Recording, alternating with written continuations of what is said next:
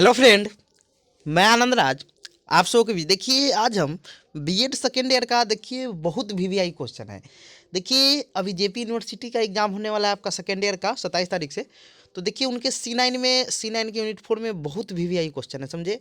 आपका अभी क्षमता या इसी को हम लोग कहते हैं एप्टीट्यूड, समझे। तो देखिए होता क्या है, इसको हम सिंपल भाषा में बताएंगे, समझे। तो और बिहार यूनिवर्सिटी में बहुत ज़्यादा इंपॉर्टेंट है, क्योंकि देखिए बिहार यूनिवर्सिटी में क्वेश्चन 2 बार पूछ ले है आपका, 2018 में और 2020 में, और सोच लीजिए 2022 में भी आएगा। इसीलिए इसको ध्यान से पढ़ ही के जाइएगा, एकदम बहुत वीवीआई क्वेश्चन है, समझे। आपका कोर्स 9 जो असेसमेंट फॉर लर्निंग है, उसके यूनिट 4 में, समझे, बहुत वीवीआई क्वेश्चन है। उसमें आपका व्यक्तित्व मापन हम पढ़ा दिए हैं, बुद्धि मापन पढ़ा दिए हैं, आपका जो मनोवृत्ति या आपका मनोवृत्ति होता है, आपका एटीट्यूड, वो भी पढ़ा दिए। अब बच गया रुचि, सिर्फ बच गया, उसको भी पढ़ा देंगे। आज हम बता रहे हैं आपका अभिक्षमता या अभियोक्ता, इंग्लिश में इसी को हम लोग कहते हैं एप्टीट्यूड, समझे। तो इसी को पढ़ना है, समझे, एकदम आसान भाषा में समझा देंगे, समझे। आप आराम से समझिए, एक बार पढ़िएगा तो, समझे। तो देखिए लिखा हुआ है ऊपर में कि BEd second year VVI question course 9 unit 4 है, समझे। यूनिट 4 का क्वेश्चन है। कोर्स का नाम हो गया आपका असेसमेंट फॉर लर्निंग, समझे। अधिगम का आकलन हिंदी में हम लोग बोलते हैं। क्वेश्चन है 2018 में और आपका 2020 में भी पूछा था कि अध्येता की अभिक्षमता या अभियोक्ता, देखिए इसको अभिक्षमता भी बोलते हैं, अभियोक्ता भी बोलते हैं, को परिभाषित कीजिए। अभिक्षमता परीक्षण उपकरण के उपयोगों को बताइए, समझे। इंग्लिश में लिखा है define aptitude for a learner, state the use of aptitude test tools, समझे। तो इसको पहले समझते हैं कि अभी क्षमता या अभियोक्ता या एप्टीट्यूड होता क्या है। देखिए सिंपल बताते हैं। देखिए इसको हिंदी कीजिएगा तो आपको समझ आ जाएगा कि अभिक्षमता क्या होता है। देखिए सिंपल भाषा में हम समझाते हैं, ध्यान दीजिएगा। देखिए अभी मतलब होता है अपने अंदर, अक्षमता यानी आपके अंदर। देखिएगा कोई कोई व्यक्ति में, सब व्यक्ति में कुछ ना कुछ क्षमता रहता है, जो उसको हिडन टैलेंट बोला जाता है, समझे। हिडन मतलब छुपा हुआ, आप प्रतिभा बोल सकते हैं। वही क्या होता है, आपका अभी क्षमता होता है। तो कहने का मतलब हो गया कि देखिए कोई बच्चा होगा, तो देखिएगा उसका कोई एक स्पेशलिस्ट क्षेत्र होगा, यानी विशेष क्षेत्र होगा, उसमें वो अच्छा, बहुत अच्छा करता होगा, समझे। उसी को हम लोग अभी क्षमता कहते हैं। यानी देखिएगा, मान लीजिए अब सिंपल एग्जांपल देते हैं कि देखिएगा जो दुकान, मतलब क्या उसको बोलेंगे कि जो छोटा बच्चा सब रहता है, तो उसके व्यवहार, मान लीजिए कोई आप, कोई उसका व्यवहार देखते होंगे, समझे।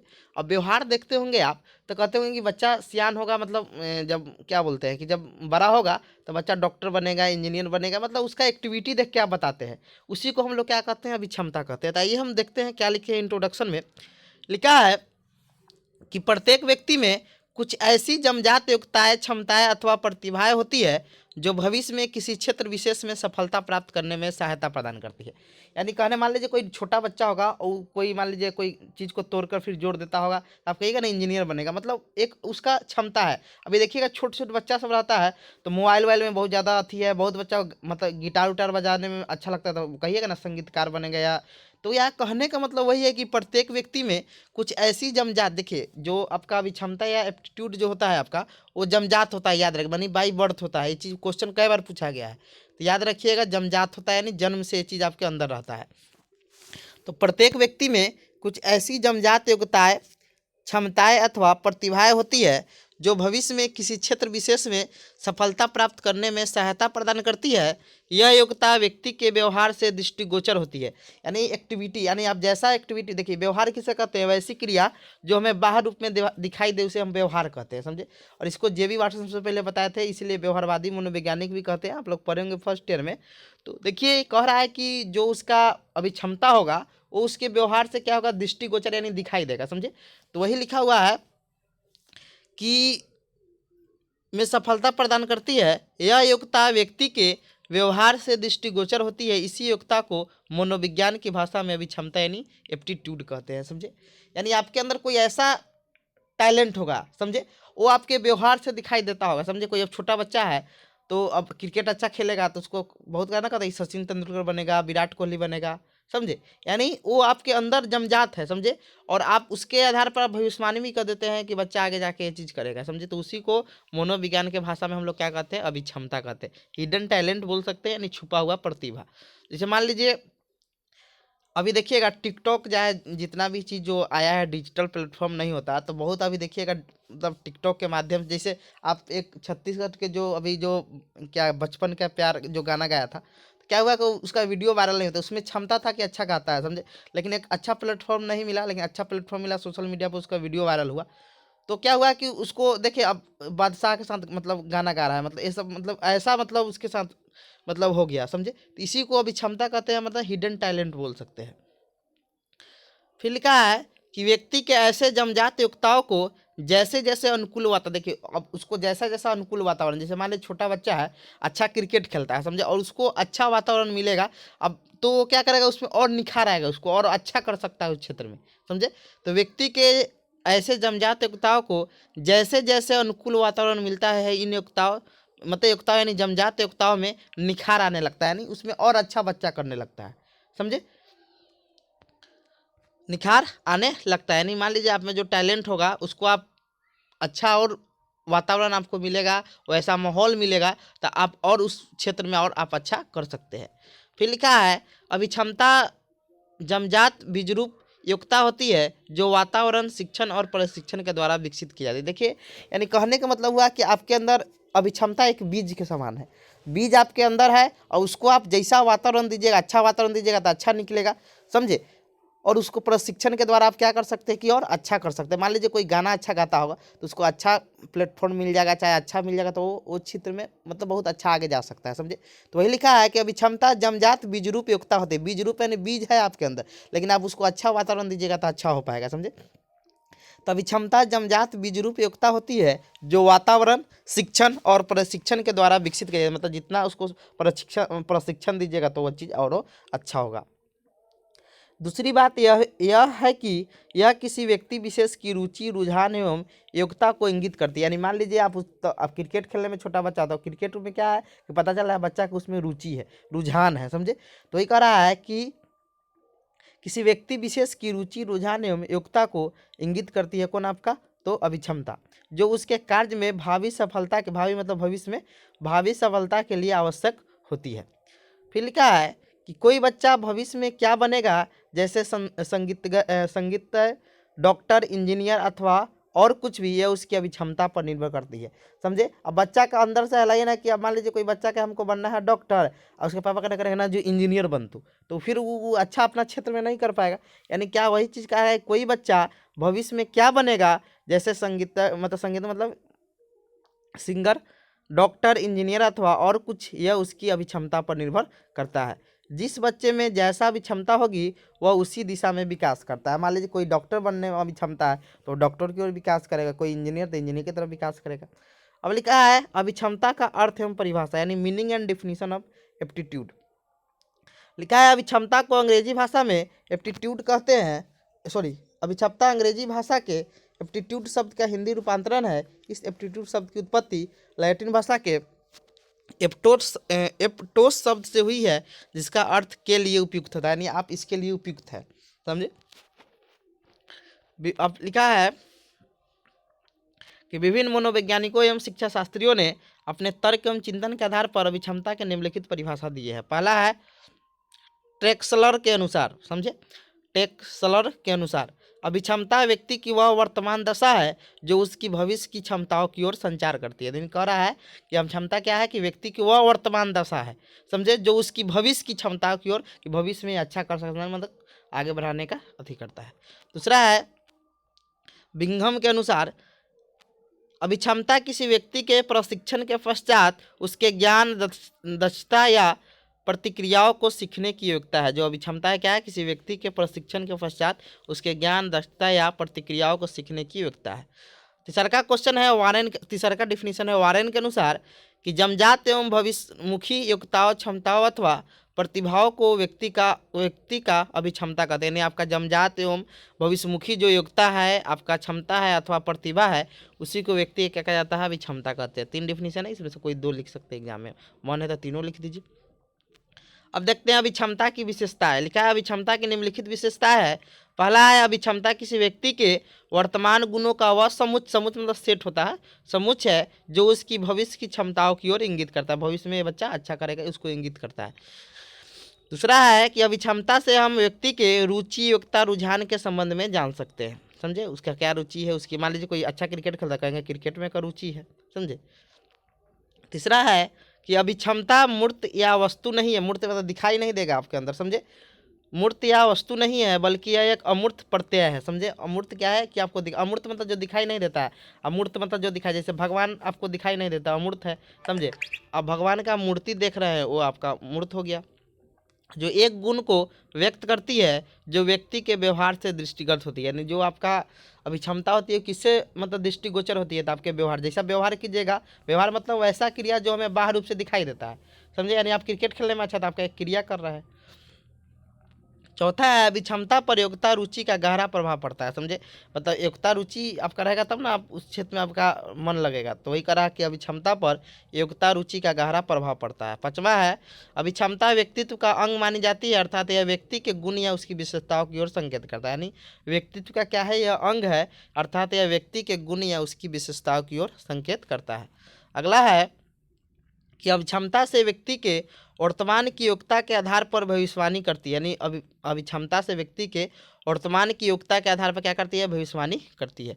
छठा है आपका कि अभिक्षमता में व्यक्तिगत विभिन्नता, यानी सब में अलग अलग मतलब क्या होता है कि मतलब अभिक्षमता होती है। आइए अब देखते हैं, अर्थात किसी व्यक्तियों की अभिक्षमता में अन्य शीलगुणों की भांति। शीलगुण का मतलब होता है कि जो क्रिया बार बार करते हैं उसे शीलगुण, जैसे महात्मा गांधी अहिंसा उनका शीलगुण हो गया, जो अहिंसा पर ज़्यादा जोर देते हैं तो वही शीलगुण होता है। अन्य शीलगुण की भांति अंतर होना स्वाभाविक है। अब देखते हैं अभिक्षमता परीक्षण का मापन। लिखा है, देखिए अभिक्षमता को अभियोक्ता भी बोलते हैं। समझे, तो अभियोक्ता परीक्षण व्यक्ति की वर्तमान अवस्था की जांच कर, देखिए वर्तमान आपका अवस्था की जांच करेगा और भविष्य के लिए अनुमान लगाता है। समझे, यानी अभियोक्ता जो परीक्षण क्या है, व्यक्ति की वर्तमान अवस्था की जांच करता है और भविष्य के लिए अनुमान लगाता है। अर्थात अभियोक्ता परीक्षण में अभिक्षमता का प्रत्यक्ष मापन नहीं होता है, इसका आकलन मात्र किया जाता है कि आप ये चीज़ कर सकते हैं। प्रत्यक्ष यानी आप डायरेक्ट उसका जांच नहीं कर सकते। समझे, फ्रीमैन ने अभिक्षमता परीक्षण को परिभाषित करते हुए कहा है कि अभिक्षमता परीक्षण वह है जिसकी रचना किसी प्रकार की क्रिया तथा सीमित क्षेत्र में व्यक्ति की आधारभूत योग्यता को मापने के लिए किया जाता है। यानी कह रहा है कि अभिक्षमता परीक्षण वह है जिसकी रचना किसी प्रकार की क्रिया तथा सीमित क्षेत्र में व्यक्ति की आधारभूत योग्यताओं को मापने के लिए किया जाता है।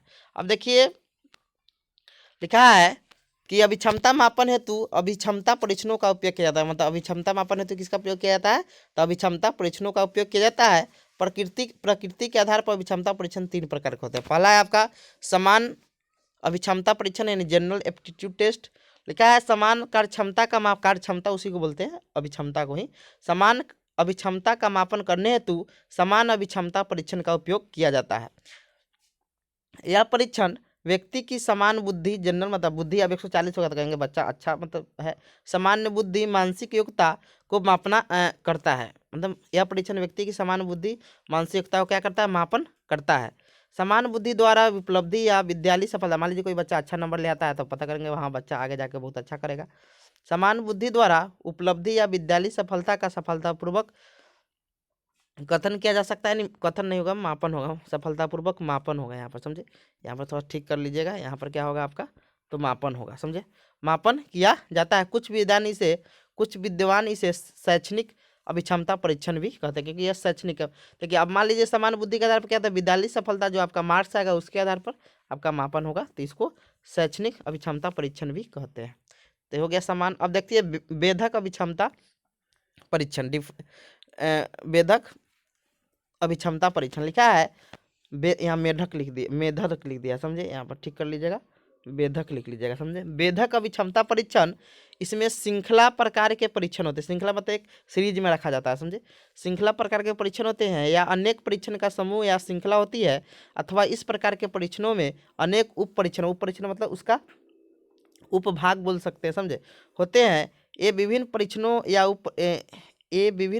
परीक्षणों व्यक्ति के भिन्न क्षेत्रों की अभिक्षमताओं को इंगित करता है तथा जिन पर व्यक्ति द्वारा प्राप्त अंकों को तुलनात्मक विचलन करके व्यक्ति के अभिक्षमता क्षेत्रों का ज्ञात करें। देखिए कहने का मान लीजिए आपको 5 को मैथ का क्वेश्चन देगा, 5 को रीजनिंग का दे देगा। समझे, और सीरीज के रूप में रहता है, 5 को जीके का दे देगा, तो आप कितना देर में सॉल्व करते हैं, तो कोई पहले सॉल्व करता है उसका अभिक्षमता ज़्यादा होगा उस चीज़ में। समझे, तो वही कह रहा है कि व्यक्ति के प्राप्त अंकों के तुलनात्मक विचलन करके व्यक्ति के अभिक्षमता क्षेत्रों की ज्ञात किया जाता है। लिखा है इस परीक्षण की संरचना के अंतर्गत शब्द बोध यानी मतलब शब्द बोध मतलब वर्ड मीनिंग हो सकता है, आंकिक बोध यानी न्यूमेरिकल क्वेश्चन हो सकता है, स्थानगत बोध, यांत्रिक बोध, लिपिकीय क्षमता, स्वभागात झुकाव आदि से संबंधित उप परीक्षण होते हैं। समझे। अब देखिए इस परीक्षण को बनाया कौन है? बेनेट, सीसोर तथा बेजमैन के द्वारा तैयार किया गया विभेदक अभिक्षमता परीक्षण बहुतायत से प्रयुक्त किए जाने वाला परीक्षण है। समझे। तो इतने लिखिएगा, ये सब थोड़ा एक्स्ट्रा पढ़ने के लिए हम थोड़ा अथी कर देते हैं, एग्जाम में लिखिएगा लंबा हो जाएगा। समझे। वही सब क्वेश्चन है, वही रीजनिंग टाइप का क्वेश्चन दिया, ये सब दिया। समझे। टाइम हम देता है कितना देर में बनाना है। समझे। तो ये सब थोड़ा हम कर देते हैं, आपको लिखना होगा तो लिख सकते हैं। समझे। नहीं मन होगा तो नहीं लिख सकते, हम थोड़ा थोड़ा स्क्रॉल कर देते हैं। समझे। आइए तीसरा में आते हैं, विशिष्ट अभिक्षमता परीक्षण। समझे। स्पेशल एप्टीट्यूड टेस्ट होता है। लिखा है विशिष्ट अभिक्षमता परीक्षण इस प्रकार के अभिक्षमता परीक्षण वे परीक्षण है जो किसी विशिष्ट क्षेत्र में अभिक्षमता का मापन करने के लिए प्रयुक्त किया जाता है। जैसे अभिक्षमता का मापन करने के लिए संगीत अभिक्षमता परीक्षण, चिकित्सीय अभिक्षमता परीक्षण का उपयोग किया जाता है। समझे। यानी मान लीजिए कोई चिकित्सा के क्षेत्र में तो उनका परीक्षण किया जाएगा, कोई संगीत में तो स्पेशल आपका कोई एक चीज़ का मापन किया जाएगा अभिक्षमता का, तो क्या होता है? विशिष्ट अभिक्षमता परीक्षण होता है। देखिए लिखा है विशिष्ट अभिक्षमता परीक्षण के उदाहरण निम्नवत है। हॉर्न कला अभिक्षमता, दूसरा का है पियर कला परीक्षण, मेरियर आर्ट टेस्ट लिखा है, हॉर्न आर्ट एप्टीट्यूड इन्वेंटर, तीसरा का है संगीत अभिक्षमता प्रोफाइल, चौथा है सासोर का संगीत प्रतिभा परीक्षण, इंग्लिश भी लिखा है, आप इंग्लिश भी देख सकते हैं। समझे। उसके बाद है विंग का संगीत बुद्धि प्रमाणीकृत परीक्षण, फिर है छठा है मिनीसोटा लिपिकीय परीक्षण, सातवां है चिकित्सा महाविद्यालय प्रवेश परीक्षण, और आठवां है आपका पूर्व अभियांत्रिकी योग्यता परीक्षण यानी प्रे इंजीनियरिंग एबिलिटी टेस्ट। समझे। तो इसमें आप लिख सकते हैं।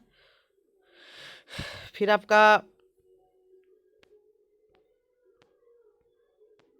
देखिए अब अभिक्षमता शिक्षा में कहाँ उपयोग किया जाता है अभिक्षमता का। समझे।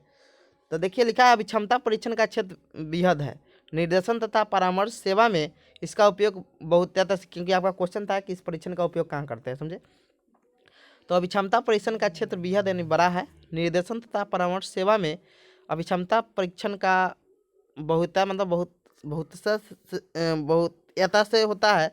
अभिक्षमता परीक्षण द्वारा छात्र भविष्य में किस क्षेत्र में सफलता प्राप्त कर सकते हैं इसका अनुमान परीक्षण लगाना संभव होता है। यानी देखिए निर्देशन परामर्श क्या होता है, जितना भी कॉलेज वाले देखिएगा उसके बगल में एक आपका काउंसलिंग मतलब एक आपका गाइडेंस और काउंसलिंग सेंटर आता है, वहाँ आपसे पूछा जाता है आप किस क्षेत्र में, तो उसी के अनुसार आपको गाइड किया जाता है। समझे। तो वही है कि इसका उपयोग किया जाता है इस परीक्षण का आपका निर्देशन और परामर्श सेवा में। फिर लिखा है इसीलिए अभिक्षमता परीक्षण लगाना संभव होता है, इसीलिए अभिक्षमता परीक्षण किशोर छात्रों को अपने विषय अथवा व्यवसाय चयन हेतु मार्गदर्शन हेतु उपयोगी होता है। समझे। यानी मार्गदर्शन करने में आप किस क्षेत्र में जाएंगे तो आप अच्छा कर सकते हैं। समझे।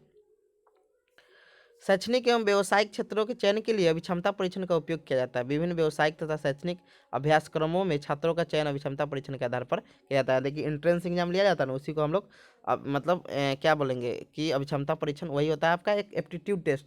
देखिएगा मैथ में लिखा रहता है मतलब रीजनिंग में एप्टीट्यूड टेस्ट है, तो क्या है एक आपका क्षमता का परीक्षण किया जा रहा है। समझे। अब मैथ रीजनिंग में ये चीज़ देखते होंगे। समझे। तो ये कर सकते हैं। समझे। वही चीज़ लिखा हुआ है। अब देखिए अभिक्षमता के प्रकार, टाइप्स ऑफ एप्टीट्यूड। मनोवैज्ञानिकों ने अभिक्षमता के 3 प्रकार बताया। अर्जित शक्ति, इस संदर्भ में किसी कार्य में अभ्यास के फलस्वरूप विशेष दक्षता प्राप्त कर लेने से अर्जित शक्ति उपलब्ध होती है। दूसरा है गुप्त शक्ति, जब व्यक्ति में कोई ऐसी शक्ति विद्वान होती है जो उचित अवसर और प्रशिक्षण मिलने पर प्रस्फुटित मतलब निकलता है। प्रस्फुटित मतलब क्या होता है? प्रस्फुटित हो जाए तब कहा जाता है कि इसमें गुप्त शक्ति विद्यमान है। तीसरा है भावी शक्ति, जब व्यक्ति किसी योग्यता के विकास की सीढ़ी पर होता है तब कहा जाता है कि उसमें कार्य करने की भावी योग्यता है। तो ये प्रकार हो गया। समझे। अब निष्कर्ष देखते हैं कि उपयुक्त विवरण से यह स्पष्ट होता है कि कोई भी बालक आगे चल के यानी भविष्य में क्या बनेगा इस बात का पता उसकी अभिक्षमता से होता है। अभिक्षमता जब जाते हैं भविष्य मुखी योग्यताओं क्षमताओं तथा प्रतिभाओं का योग है। समझे। तो ये आपका हो गया, ऐसे में वीडियो सब डाल देंगे। समझे। Thank you.